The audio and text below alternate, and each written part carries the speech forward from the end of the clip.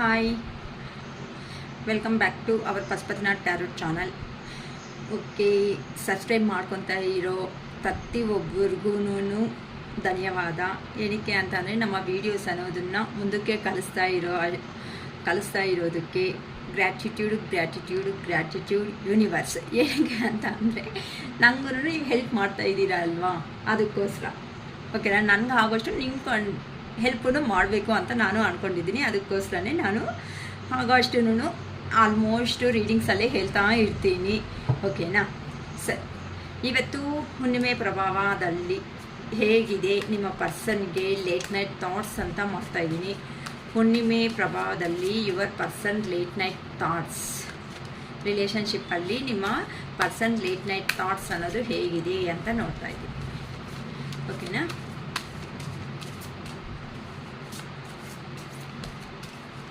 ಹುಣ್ಣಿಮೆ ಪ್ರಭಾವ ಎಷ್ಟು ಮಟ್ಟಕ್ಕೆ ನಿಮ್ಮ ಪರ್ಸನ್ಸ್ ಮೇಲೆ, ನಿಮ್ಮ ರಿಲೇಷನ್ಶಿಪ್ ಮೇಲೆ ಇದೆ ಅಂತ. Your person late night thoughts. Okay, ಈಗ ಬೇಗ ಮಾಡಿಬಿಡ್ತೀನಿ ವಿಡಿಯೋಸು, ತುಂಬ ಲೆಂತಿ ಆಗುತ್ತೆಕ್ಕ ಅಂತೀರಾ.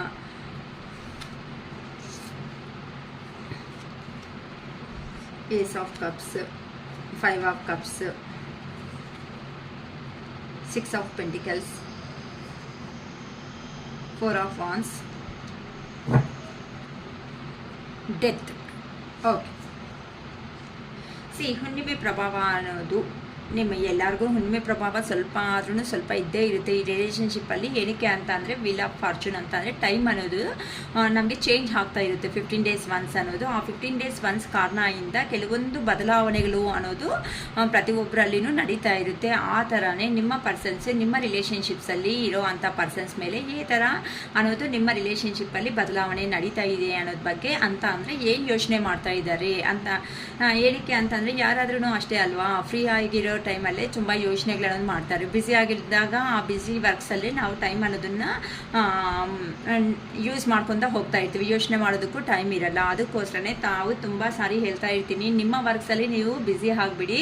ನೀವು ಯಾವಾಗಂತೂ ಬ್ಯುಸಿ ಆಗಿ ಮುಂದಕ್ಕೆ ಹೋಗ್ತಾ ಇರ್ತೀರೋ ಬರಬೇಕಾಗಿರೋ ಪ್ರತಿಯೊಂದು ಸಮೇತ ನಮಗೆ ಖಂಡಿತ ಬಂದೇ ಬರುತ್ತೆ. ನಾವು ಯೂನಿವರ್ಸ್ಗೆ ಒನ್ಸ್ ಅನ್ನೋದು ಸರೆಂಡರ್ ಅನ್ನೋದು ಆಗಿಬಿಟ್ಟಿದ್ದೀವಿ ಅಂತ ಅಂದರೆ ಆ ಯೂನಿವರ್ಸ್ ನಮಗೆ ಏನು ಬೇಕು ಅಂತ ಒಂದು ತಾಯಿ ತಂದೆ ಏ ಥರ ಮಕ್ಕಳಿಗೆ ಬೇಕು ಅಂತ ನೋಡ್ತಾರೋ ಅದೇ ಥರನೇ ಯೂನಿವರ್ಸ್ ಸಮೇತ ನಮಗೆ ಅದು ಕರೆಕ್ಟ್ ಅನಿಸಿದ್ರೆ ಅದರಿಂದ ನಮಗೆ ಬರಬೇಕಾಗಿರೋದು ಏನೇ ಇದ್ರೂ ಸಮೇತ ಅದರಿಂದ ಇನ್ನು ನೋ ತಿನ್ನಲ್ಲ ಅಂತ ಯೂನಿವರ್ಸ್ಗೆ ಅಂತ ಅನಿಸಿದ್ರೆ, ನಾವು ಇಷ್ಟಪಟ್ಟಿರೋ ದೇವರಿಗೆ ನಮ್ಮ ಯೂನಿವರ್ಸ್ಗೆ ಅನಿಸಿದ್ರೆ ಮಾತ್ರನೇ ಹತ್ರ ಸೇರಿಸುತ್ತೆ. ಇಲ್ಲ ಅಂದರೆ ದೂರ ಹೋಗುತ್ತೆ. ಅದರಲ್ಲಿ ನಮಗೆ 1 ದಿನ 2 ದಿನ ನೋ ತಿಂದರೂ ಪರವಾಗಿಲ್ಲ, ಲೈಫ್ ಲಾಂಗ್ ಅನ್ನೋದು ತಪ್ಪಿಸ್ಕೊಬಿಡ್ತೀವಲ್ವಾ. ಅದನ್ನು ಯೋಚನೆ ಮಾಡಬೇಕು. ಸುಮ್ಮನೆ ಅಯ್ಯೋ ನನ್ನ ಜೀವನದಲ್ಲಿ ಈ ಥರ ಆಯಿತು ಅಂತ ದಯವಿಟ್ಟು ಯಾರು ಏನೂ ಅನ್ಕೋಬೇಡಿ. ನಡೆಯೋದೊಂದು ಪ್ರತಿಯೊಂದು ನಮ್ಮ ಒಳ್ಳೆಯದಕ್ಕೆ ಅಂತ ನಾವು ಯಾವಾಗಂತೂ ಅನ್ಕೊತೀವೋ ಮನಸ್ಸು ಅನ್ನೋದನ್ನು ಹ್ಯಾಪಿಯಾಗಿ ಇಟ್ಕೊಂಡು ಮುಂದಕ್ಕೆ ಅನ್ನೋದು ಜೀವನದಲ್ಲಿ ಹೋಗ್ತಾ ಇರ್ತೀವಿ. ಅಂದರೆ ಒಬ್ಬೊಬ್ಬರಲ್ಲಿ ಒಂದೊಂದು ಥರ ಸ್ಟೋರೀಸ್ ಇದ್ದೇ ಇರುತ್ತೆ. ಯಾವುದಿರಲ್ಲ ಹೇಳಿ, ಎಲ್ಲ ಒಂದೇ ಫಿಲಮ್ಸ್ ಎಲ್ಲ ಒಂದೇ ಥರ ಬರುತ್ತೆ. ಒಂದೊಂದು ಕಾನ್ಸೆಪ್ಟ್ ಮೇಲೆ ಏ ಥರ ಇರುತ್ತೋ ಪ್ರತಿಯೊಂದು ಪರ್ಸನ್ ಲೈಫ್ ಅನ್ನೋದು ಆ ಥರನೇ ಇರುತ್ತೆ. ಟೋಟಲಾಗಿ ಎಲ್ಲರ ಮನೆ ದೋಸೆಗಳೂ ಹೋಲ್ಸಿದ್ದೇ ಇರುತ್ತೆ ಅಲ್ವಾ. ಆ ಹೋಲ್ಸ್ನ ಫಿನಿಶ್ ಮಾಡ್ತಾ ಇರಬೇಕು, ಮುಂದಕ್ಕೆ ಹೋಗ್ತಾ ಇರಬೇಕು. ಏನು ಶಿರೀಷಕ್ಕ ಹಿಂಗೆ ನಗದು ಬಿಡ್ತೀರಲ್ವಾ ಅಂತ ಹೇಳ್ತೀರಾ. ಆ ಥರ ಏನಿಲ್ಲ ರೀ. ಓಕೆ, ಈ ಥರ ನಿಮ್ಮ ಪರ್ಸನ್ ಯಾರಿದ್ದಾರೋ ಅವರು ದೂರ ಹೋಗಿರೋ ಪರ್ಸನ್ಗೆ ಏನಿದೆ ಅಂತ ಅಂದರೆ ಈಗ ಈ ಥರ 2 of swords ಅಂತ ಅಂದರೆ ಮಧ್ಯದಲ್ಲಿ ಸಿಕ್ಕಾಕೋಬಿಟ್ಟಿದ್ದಾರೆ ಅಂತ ಗೊತ್ತಾಗ್ತಾ ಇದೆ. ಇಲ್ಲಿ ನನಗೆ ಸಿಂಗಲ್ ಪೇರೆಂಟ್ಸ್ ಅನ್ನೋದನ್ನು ಕಾಣಿಸ್ತಾ ಇದ್ದಾರೆ. ಇಲ್ಲಾಂದರೆ ಹೈಡ್ ರಿಲೇಷನ್ಶಿಪ್ಸ್ ಅನ್ನೋದು ಇದೆ. ಸಿಂಗಲ್ ಮದರ್ ಆಗಿರ್ಬೋದು, ಸಿಂಗಲ್ ಫಾದರ್ ಆಗಿರ್ಬೋದು, ಇಲ್ಲ ಲವರ್ಸ್ ಆಗಿರ್ಬೋದು. ಇಲ್ಲ ಅಂತ ಅಂದರೆ ಮ್ಯಾರೇಜ್ ಆಗಿಬಿಟ್ಟು ಆ ಕಡೆ ಫ್ಯಾಮ್ಲಿ ಇದ್ದು ಈ ಕಡೆ ಫ್ಯಾಮ್ಲಿ ಇರೋರು ಆಗಿರ್ಬೋದು. ಇದು ಕರ್ಮ ಬಂಧ, ನಾವು ತೀರಿಸ್ಕೋಬೇಕಾಗಿರೋ ಕರ್ಮ ಬಂಧ. ಪ್ರತಿಯೊಂದು ಯಾರಂತೂ ಯೂನಿವರ್ಸ್ಗೆ ಸರೆಂಡರ್ ಆಗಿಬಿಡ್ತಾರೋ ಅವರು ಕಂಪಲ್ಸರಿ ಯೂನಿವರ್ಸ್ ಕಡೆ ಹೋಗ್ಬಿಟ್ಟು ಆ ಕರ್ಮ ಅನ್ನೋದನ್ನು ತೀರಿಸ್ಕೊಂಡೇ ಹೋಗ್ತಾರೆ. ಏನಕ್ಕೆ ಅಂತಂದರೆ ಮತ್ತೆ ಇದೆಲ್ಲನೂ ಮತ್ತೆ ನೆಕ್ಸ್ಟ್ ಜನ್ಮಂಗೆ ಮುಂದಿನ ಜನ್ಮ ಯಾವ್ದು ಬರುತ್ತೋ ಗೊತ್ತಿಲ್ಲ, ಯಾವ್ದು ಬರುತ್ತೋ ಗೊತ್ತಿಲ್ಲ, ಬರಲ್ವೋ ಗೊತ್ತಿಲ್ಲ.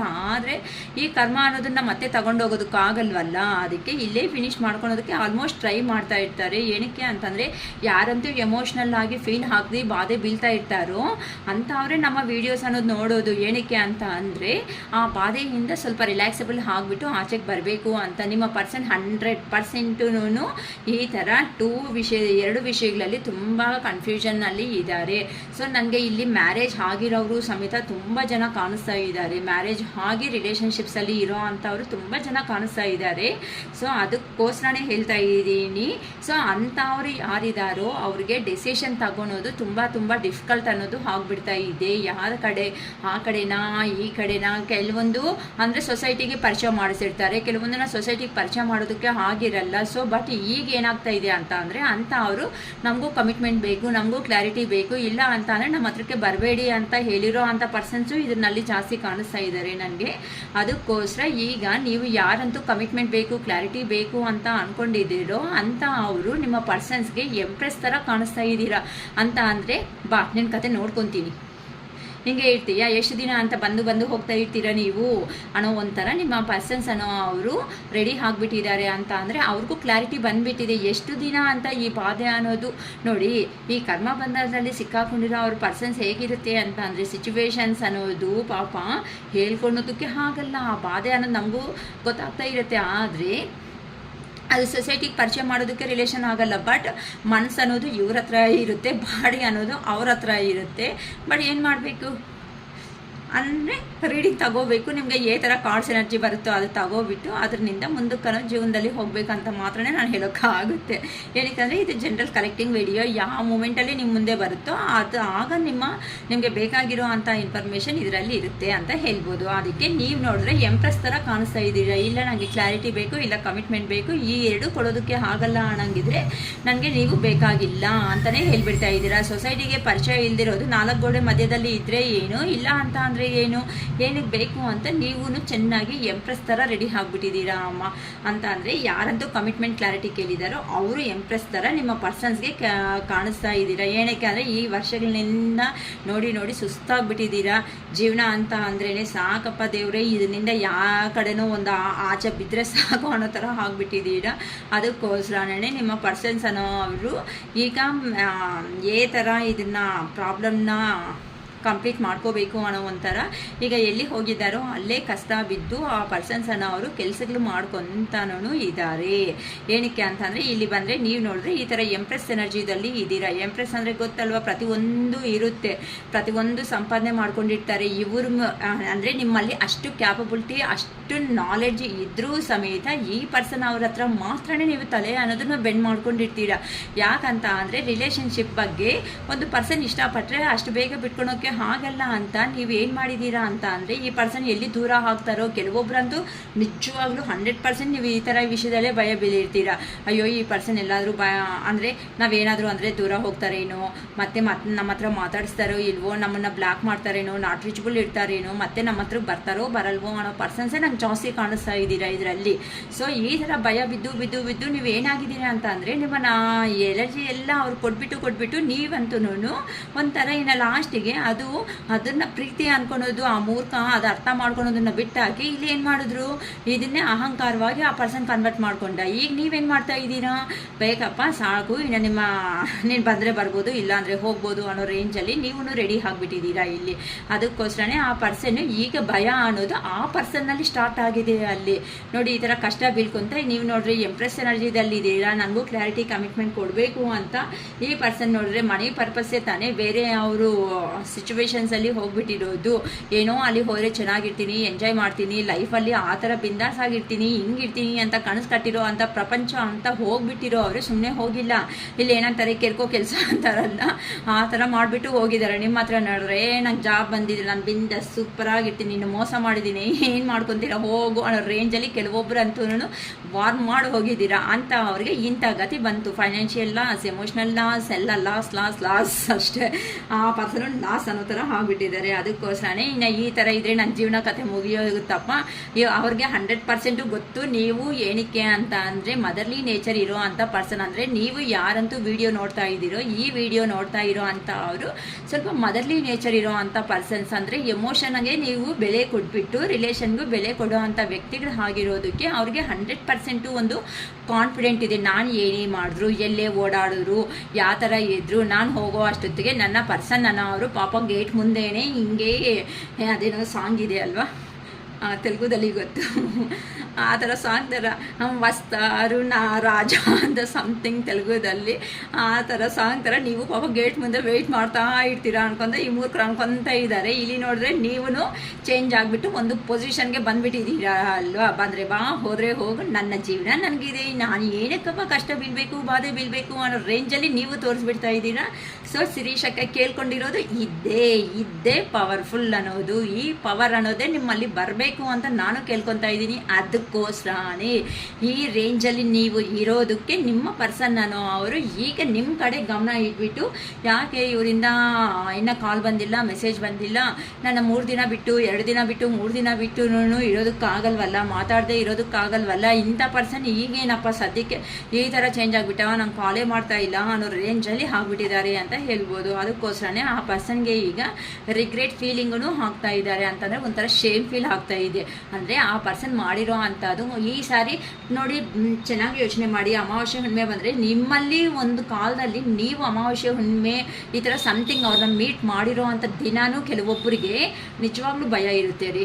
ಕೆಲವೊಬ್ಬರಿಗೆ ಶುಕ್ರವಾರ ಬರ್ತಾ ಇದ್ರೆ ಅಂದರೆ ಏನೋ ಸಮಥಿಂಗ್ ಟೆನ್ಷನು, ಇಲ್ಲ ಶನಿವಾರ ಬರ್ತಾ ಇದೆ ಅಂತಂದರೆ ಏನೋ ಟೆನ್ಷನು, ಯಾಕೆ ಆಗ್ತಾ ಇರುತ್ತೋ ಗೊತ್ತಿರಲ್ಲ. ಸೊ ಇದು ನೀವು ಮೀಟ್ ಮಾಡಿರೋ ದಿನಗಳಲ್ಲಿನೂ ಇರುತ್ತೆ, ನೋಡ್ಕೊಳ್ಳಿ. ಸ್ವಲ್ಪ ಒಂದು ದಿನ ಆ ದಿನದಲ್ಲಿ ಇರೋದು ಅಂತ ಕಾರಣದಿಂದ ಆ ದಿನ ಅನ್ನೋದು ಬಂದರೆ ಇಲ್ಲಿ ನಿಮಗೆ ಬಾಧೆ ಗೊತ್ತಿಲ್ಲದಂಗೆ ಲೋ ಎನರ್ಜಿಗೂ ಕೆಲವೊಬ್ರು ಹೋಗ್ತಾ ಇರ್ತಾರೆ ಅಂತ ಹೇಳ್ಬೋದು. ಈಗ ಆ ಎನರ್ಜಿನಿಂದ ನೀವು ನೋಡಿದ್ರೆ ಒಳ್ಳೆ ಎಂಪ್ರೆಸ್ ಆಗಿ ಕಿಂಗ್, ಕ್ವೀನ್, ಎಂಪ್ರೆಸ್, ಎಂಪರರ್ ಅನ್ನೋ ರೇಂಜಲ್ಲಿ ನೀವು ಬಂದುಬಿಟ್ಟಿದ್ದೀರಾ. ಈಗ ಕರ್ಮ ಅನ್ನೋದನ್ನು 100 ಅಲ್ಲ 1000% ಸಮೇತ ನಿಮ್ಮ ಪರ್ಸನ್ಸ್ ಫೇಸ್ ಮಾಡ್ತಾ ಇದ್ದಾರೆ. ಎಲ್ಲಿ ಹೋಗಿದ್ದಾರೋ ಅಲ್ಲಿ ಅಂದರೆ ಕುತ್ಕೋಬೇಕು, ಎದ್ದಂದರೆ ಎದ್ದಬೇಕು, ಎಲ್ಲಿ ಕೆಲಸಕ್ಕೋ ಇಲ್ಲ ಫ್ಯಾಮಿಲಿ ಪರ್ಪಸ್ ಹೋಗಿದ್ದಾರೋ ಅಲ್ಲಿ ಅವ್ರಿಗೆ ಏನು ಎಷ್ಟು ಇಂಪಾರ್ಟೆನ್ಸ್ ಇಲ್ಲ. ಅದಕ್ಕೋಸ್ಕರನೇ ಈಗ ರಿಗ್ರೇಟ್ ಆಗಿ ಫೀಲ್ ಆಗ್ತಾ ಇದ್ದಾರೆ. ನನ್ನ ಪಾಸ್ಟಲ್ಲಿ ನಾನೇ ಮಾಡಿದ್ದು ತಪ್ಪಾಯ್ತಲ್ವಾ, ಇವರು ಹೇಳಿದ್ರು ಸಮೇತ ನಾನು ಅರ್ಥ ಮಾಡ್ಕೊಂಡಿಲ್ಲ ಅಂತ ಒಂಥರ ರಿಗ್ರೇಟ್ ಆಗಿಬಿಟ್ಟು ಯಾವ ಥರ ಬಂದು ನಿಮ್ಮನ್ನು ಮೀಟ್ ಮಾಡಬೇಕು, ಯಾವ ಥರ ಅಪ್ರೋಚ್ ಮಾಡಬೇಕು, ಯಾವ ಥರ ಮಾತಾಡಿಸಿದ್ರೆ ಚೆನ್ನಾಗಿರುತ್ತೆ ಅಂತ ನಿಮ್ಮ ಪರ್ಸನ್ ಎಲ್ಲಿದ್ದಾರೋ ಲಾಂಗ್ ಡಿಸ್ಟೆನ್ಸಲ್ಲಿ ಟ್ರಾವೆಲ್ ಮಾಡಿಕೊಂಡು ನಿಮ್ಮ ಕಾಲ ಹತ್ರಕ್ಕೆ ಬರ್ತಾ ಇದ್ದಾರೆ. ಈಗ ನಿಮ್ಮ ಟೈಮ್ ಅನ್ನೋ ಸ್ಟಾರ್ಟ್ ಆಗ್ತಾ ಇದೆ. ಈ ಥರ ಎಂಪ್ರೆಸ್ ಎನರ್ಜಿದಲ್ಲಿ ಇರೋರು ಓಕೆ. ಈಗ ನೀವು ಬೇಕಾಗಿರೋ ಫಸ್ಟು ಆ ಪರ್ಸನ್ಗೆ ಪ್ರಿಫರೆನ್ಸ್ ಕೊಡಿ ಅಮ್ಮ. ಯಾರು ಬರ್ತಾ ಇದ್ದಾರೋ ಅವರಿಗೆ ಕುತ್ಕೊಂಡು ಅವ್ರಿಗೆ ಮಾತಾಡೋ ಟೈಮ್ ಕೊಡಿ. ಅವ್ರ ಮೇಲೆ ರಿವೆಂಜ್ ತೀರಿಸ್ಕೊಳೋದಕ್ಕೆ ಹೋಗಬೇಡಿ. ನಿಮ್ಮ ಕೈ ಆದರೆ ನೀವು ಏನಕ್ಕೆ ಅಂದರೆ ಮದರ್ಲಿ ನೇಚರ್ ಇರೋ ಅಂಥ ಪರ್ಸನ್ಸ್ ಅಂತ ಅಂದರೆ ಸ್ವಲ್ಪ ರಿಲೇಷನ್ಶಿಪ್ ಬೆಲೆ ಗೊತ್ತಿರೋದು. ನೀವು ಆ ಥರ ಏನಂತಾರೆ ಪ್ರಾಕ್ಟಿಕಲ್ ಆಗಿ ಮಾಡಿಬಿಟ್ಟು ಹೋದ್ರಲ್ಲ ನಿಮ್ಮ ಲೈಫ್ ಹತ್ರ, ಅವ್ರ ಹತ್ರ ನೀವು ದಯವಿಟ್ಟು ಇದು ಮಾಡ್ಕೋಬೇಡಿ. ನಿಮ್ಮ ಎನರ್ಜಿನ ತಲೆಗೆ ಇಟ್ಕೊಳೋದಕ್ಕೆ ಹೋಗಬೇಡಿ. ನೀವು ನಿಮ್ಮ ಥರನೇ ಅಂತ ಅಂದರೆ ನೀವು ಯಾವ ಥರ ಮರ್ಯಾದೆ ಕೊಡ್ತೀರೋ ಆ ಥರ ಮರ್ಯಾದೆ ಅನ್ನೋದನ್ನೇ ಉಳಿಸ್ಕೊಳ್ಳಿ. ಬಂದಿದ್ದಾರಾ, ಹೇಳಿದಾರಾ, ನೀವು ಮಾತಾಡಿದ್ಮೇಲೆ ನಿಮಗೆ ಡೆಸಿಷನ್ ತಗೋಬೇಕು ಅಂದ್ಕೊಂಡ್ರೆ ತಗೊಳ್ಳಿ. ಇಲ್ಲ ಅಂದರೆ ನನಗೆ ಟೈಮ್ ಬೇಕು, ಮತ್ತೆ ಫೋನ್ ಮಾಡಿದಾಗ ಇವಾಗ ಬ್ಯುಸಿ ಆಗಿದ್ದೀನಿ ಅಂತ ನೀಟಾಗಿ ಬಾಯ್ ಅಂತ ಹೇಳಿಬಿಟ್ಟು ಕಳಿಸ್ಬಿಡಿ. ಮತ್ತೆ ಬೇಕಾದ್ರೆ ಯೋಚನೆ ಮಾಡೋಣ. ಈ ಥರ ನಿಮ್ಗೆ ಸಜೆಷನ್ಸ್ ತಗೊಂಡು ಬೇಕು ಅಂತ ಅಂದರೆ ಯೋಚನೆ ಮಾಡೋದಾಗುತ್ತೆ. ಅಂದರೆ ನೀವು ನಮ್ಮ ಪಾಸ್ಟಲ್ಲಿ ಈ ಪರ್ಸನ್ಸ್ಗೆ ಏನು ನೀಟಾಗಿ ಮನಿನೂ ಸಮೇತ ಫೈನಾನ್ಷಿಯಲ್ ಸಪೋರ್ಟ್ ಅನ್ನೋದನ್ನು ನೀವು ಕೊಟ್ಟಿದ್ದೀರಾ ಅಂತ ಗೊತ್ತಾಗ್ತಾ ಇದೆ. ಅಂದರೆ ಕೆಲವೊಬ್ರು ಇಸ್ಕೊಂಡಿದ್ದೀರಾ, ಕೆಲವೊಬ್ರು ಅನ್ನೋದು ಕೊಟ್ಟಿದ್ದೀರಾ. ಈಗ ರಿಯಲಿ ಹೇಳ್ತಾ ಇದ್ದೀನಿ, ನೀವನೋ ಅವರು ಪಾಸ್ಟಲ್ಲಿ ಫೈನಾನ್ಷಿಯಲಿ ಸಪೋರ್ಟ್ ಮಾಡಿದ್ದೀರಾ ಅಂತ ಅಂದರೆ ಎಮೋಷ್ನಲಿ ಸರ್ವ್ ಮಾಡಿದ್ದೀರಾ. ಎಲ್ಲ ಸರ್ವ್ ಮಾಡಿರೋದಕ್ಕೆ ಆ ಪರ್ಸನ್ಗೆ ಅದನ್ನು ಲೆಕ್ಕಕ್ಕೆ ತಗೊಂಡಂಗೆ ಹೋಗ್ಬಿಟ್ಟಿದ್ದಾರೆ. ಈಗ ಆ ಪರ್ಸನ್ 100% ಯಾರಂತೂ ಹೋಗಿದ್ದಾರೆ ಅವರು ಡಿಪೆಂಡೆಂಟ್ ಪರ್ಸನ್. ಅಂದರೆ ಇನ್ನೊಬ್ಬರ ಮೇಲೆ ಆಧಾರ ಅಂತಾರಲ್ಲ, ಇನ್ನೊಬ್ಬರ ಮೇಲೆ ಡಿಪೆಂಡ್ ಆಗಿರ್ತಾರೆ. ಅಂದರೆ ಇನ್ನೊಬ್ಬರು ಸಂಪಾದನೆ ಮಾಡ್ಕೊಂಡು ತಂದು ಕೊಡ್ತಾ ಇದ್ರೆ ಈ ಪರ್ಸನ್ಸ್ ಎಂಜಾಯ್ ಮಾಡೋ ಅಂಥ ಕ್ಯಾಟಗರಿ ಇರೋ ಅಂಥ ಪರ್ಸನ್ಸು. ಇವ್ರು ಕಷ್ಟಪಟ್ಟು ದುಡಿದ್ರೆ ತಾನೇ ಇವ್ರಿಗೆ ವ್ಯಾಲ್ಯೂ ಗೊತ್ತಾಗೋದು ಅಂತ ಅವರು ನೀವು ಮಾಡಿರೋ ಅಂಥ ಇದಕ್ಕೆ ಒಪ್ಪೋದು ಬಿಟ್ಬಿಟ್ಟು, ಸಾರಿ ಹೆಲ್ತ್ ಚೆನ್ನಾಗಿಲ್ಲ, ಓಕೆನಾ. ಸೊ ಈ ಥರ ನೀವು ಹೆಲ್ಪಿಂಗ್ ನೇಚರ್ನ ಮರ್ತು ಹೋಗಿ ಎಲ್ಲಿ ಹೋಗಿದ್ದಾರೋ ಅಲ್ಲಿ ಅವ್ರಿಗೂ ಅದೇ ಆಗಿರೋ ಅಷ್ಟೊತ್ತಿಗೆ ಮಂಗಳಾರತಿ ಅನ್ನೋದು ಇಲ್ಲಿಗೆ ಬಂದು ಈ ಥರ ಇವಾಗ ಹೊಸ ಡ್ರಾಮಾ ಅನ್ನೋದನ್ನ ಇನ್ನು ಸ್ಟಾರ್ಟ್ ಮಾಡ್ಕೊತಾರೆ. ಸೊ ಈಗ ಅಕ್ಕ ನಮ್ಮ ಪರ್ಸನ್ಸ್ ತೋರಿಸ್ತಾ ಇರೋ ರಿಯಲ್ ಪ್ರೀತಿನ ಇಲ್ಲ ಅಂತ ಅಂದರೆ ಫೇಕ್ ಅಂತ ಅಂದರೆ ನಾನು ರಿಯಲ್ಲು ಅಂತಲೂ ಹೇಳ್ತಾ ಇಲ್ಲ, ಫೇಕ್ ಅಂತಲೂ ಹೇಳ್ತಾ ಇಲ್ಲ. ಅಂದರೆ ಆ ಪರ್ಸನ್ 50-50 ಟ್ರಾನ್ಸ್ಫರ್ಮೇಷನ್ ಆದರೆ ನಡೆದಿದೆ. ಆ ನಡೆದಿರುವಂಥ ಒಂದು ಕಾರಣದಿಂದ ನಿಮ್ಮ ಲೈಫಲ್ಲೇ ಬರ್ತಾ ಇರೋದು. ಏನಕ್ಕೆ ಅಂತಂದರೆ ನೀವು ಕೊಟ್ಟಿರೋ ನೋವು ಅನ್ನೋದು ಸ್ವಲ್ಪ ಅರ್ಥ ಆಗಿದೆ. ಅದಕ್ಕೋಸ್ಕರನೇ ಯಾರಾದ್ರೂ ಒಬ್ರು ಕ್ಷಮೆ ಅಂತ ಕೇಳಿ ನಮ್ಮ ಹತ್ರಕ್ಕೆ ಬಂದಿದ್ದಾರೆ ಅಂತ ಅಂದರೆ ನಾವು ಎಮೋಷ್ನಲ್ ಪರ್ಸನ್ಸ್ ಆಗಿರೋ ಅಂಥ ಒಂದು ಕಾರಣದಿಂದ ಅವ್ರು ಏನು ಹೇಳ್ತಾರೋ ಅಟ್ಲೀಸ್ಟ್ ಚೇರ್ ಹಾಕಿ ನೀರು ಕೊಟ್ಟು ಕೂಡಿಸ್ಬಿಟ್ಟು ಮಾತಾಡೋದು ಒಂದು ಮರ್ಯಾದೆ ನಮ್ಮ ಕಡೆಯಿಂದ. ಅರ್ಥ ಆಯ್ತಾ? ನಮ್ಮ ಕಡೆ ಅಂದರೆ ಯಾರು ನೋಡ್ತಾ ಇದ್ದೀರೋ ವಿಡಿಯೋ ಅವರು.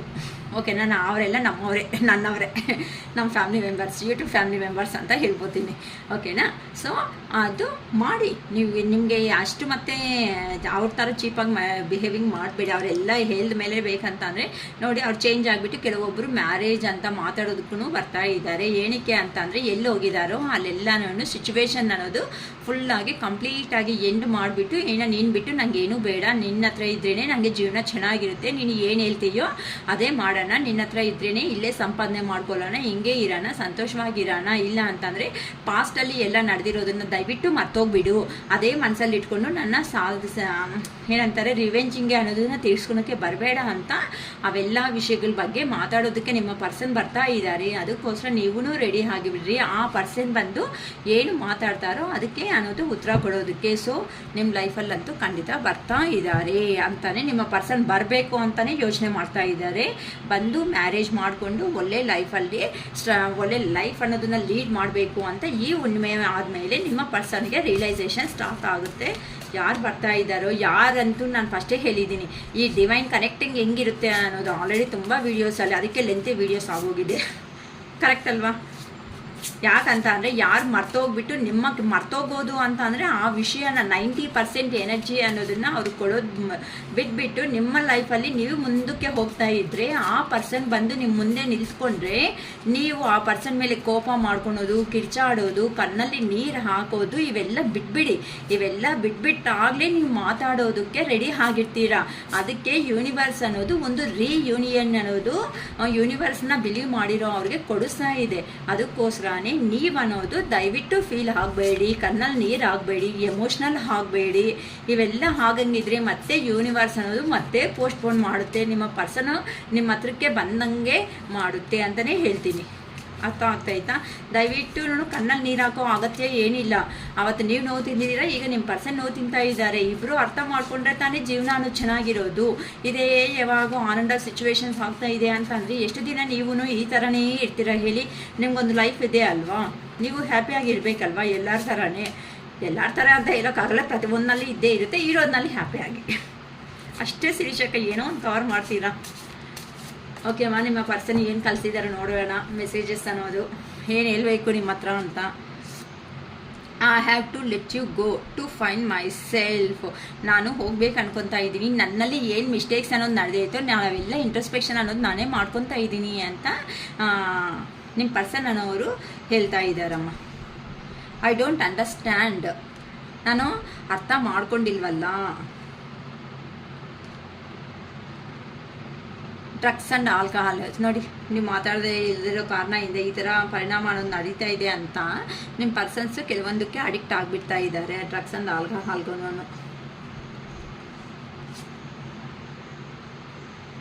I can't do this right ನಾವು. ನನ್ನ ಕೈ ಈಗ ಅದೇ ನೀವೇನೋ ಸಮಥಿಂಗ್ ಕಮಿಟ್ಮೆಂಟೋ ಕ್ಲಾರಿಟಿನೋ ಕೇಳ್ದಂಗಿದ್ದೀರಾ, ಅವೆಲ್ಲ ಮಾಡಿದ್ರೆ ಮಾತ್ರ ನನ್ನ ಜೀವನದಲ್ಲಿ ಬಾ, ಇಲ್ಲಾಂದರೆ ಬೇಡ ಅಂತ ಹೇಳಿದ್ದೀರಾ. ಅದಕ್ಕೆ ಈ ಥರ ನನಗೆ ಈಗ ಮಾಡೋದಕ್ಕೆ ಅದು ಆಗಲ್ಲ ಅಂತ ನಿಮ್ಮ ಪರ್ಸನ್ಸ್ ಅನ್ನೋ ಅವರು ಹೇಳ್ತಾ ಇದ್ದಾರೆ.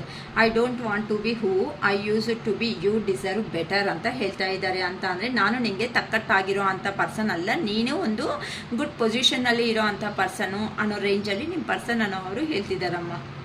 ಪೇನ್ಫುಲ್ ಮೆಮೊರೀಸ್, ನನಗೆ ತುಂಬ ಜಾಸ್ತಿ ಬಾಧೆ ಅನ್ನೋದು ಆಗ್ತಾಯಿದೆ. ಮೇ ಬಿ ಕೆಲವೊಬ್ಬರು ಸಿಚುವೇಶನ್ನು ಎಂಡ್ ಮಾಡ್ತಾ ಇದ್ದೀರಾ ನಿಮ್ಮ ಕಡೆಯಿಂದ, ಅದಕ್ಕೋಸ್ಕರನೇ ನನಗೆ ಆ ಬಾಧೆ ಅನ್ನೋದು ತುಂಬ ನೋವು ಅನ್ನೋದನ್ನು ಕೊಡ್ತಾ ಇದೆ ಅಂತ ನಿಮ್ಮ ಪರ್ಸನ್ಸ್ ಹೇಳ್ತಿರೋದು.